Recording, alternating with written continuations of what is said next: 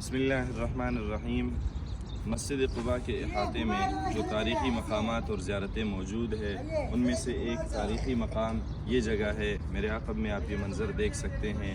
یہ جگہ حضرت کلثوم ابن ہدم رضی اللہ تعالیٰ عنہ کا گھر ہے کہ جو ہجرت کے بعد سب سے پہلے وفات پا گئے تھے۔ یہ انہی کا گھر ہے اور ہجرت کے بعد جناب نبی اکرم صلی اللہ علیہ وسلم اپنے چند جانثار اصحاب کے ہمراہ یہیں پر ہی تشریف لے آئے تھے۔ آپ علیہ السلام کے ہمراہ حضرت ابوبکر صدیق رضی اللہ تعالیٰ عنہ بھی تھے، حضرت علی ابن ابی طالب رضی اللہ تعالیٰ عنہ، حضرت ابو عبیدہ بن الجراح رضی اللہ تعالیٰ عنہ اور دیگر صحابہ کرام آپ علیہ السلام کے ہمراہ تھے۔ تو یہی وہ تاریخی مقام ہے جہاں پہ ہجرت کے بعد آپ علیہ السلام نے قیام فرمایا تھا۔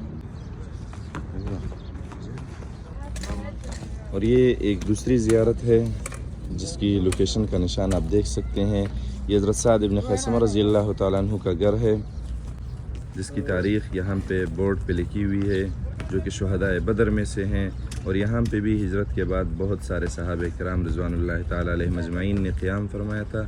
ابھی یہاں پہ صفائی کا عمل جاری ہے۔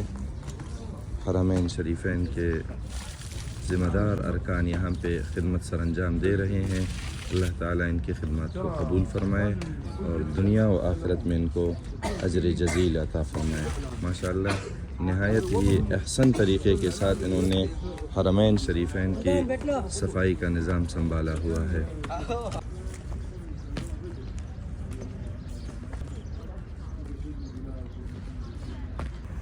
اور اگر آپ بھی ان مقامات کی زیارت کرنے کے لیے آنا چاہیں تو گیٹ نمبر 16 کے بعد بالمقابل بیر عریس کا مقام ہے، اور دوسری جانب میں گیٹ نمبر 17 کے سامنے وہی حضرت خیثمہ رضی اللہ تعالیٰ عنہ کا گھر اور حضرت کلثوم ابن ہدم رضی اللہ تعالیٰ عنہ کا گھر موجود ہے۔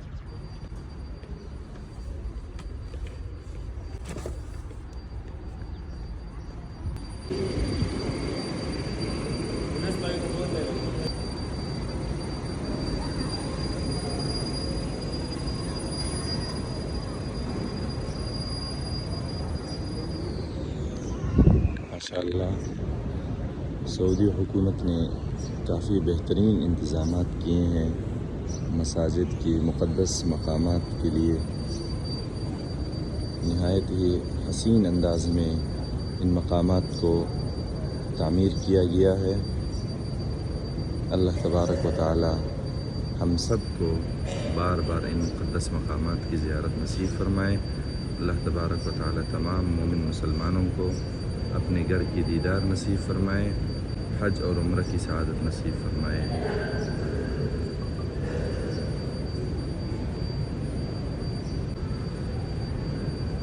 مسجد قباء کے احاطے میں جو تاریخی مقامات اور زیارتیں ہیں ان میں سے ایک تاریخی مقام یہ بیر عریس اور بیر خاتم کا مقام ہے، جس کا نشان بھی یہاں پر موجود ہے۔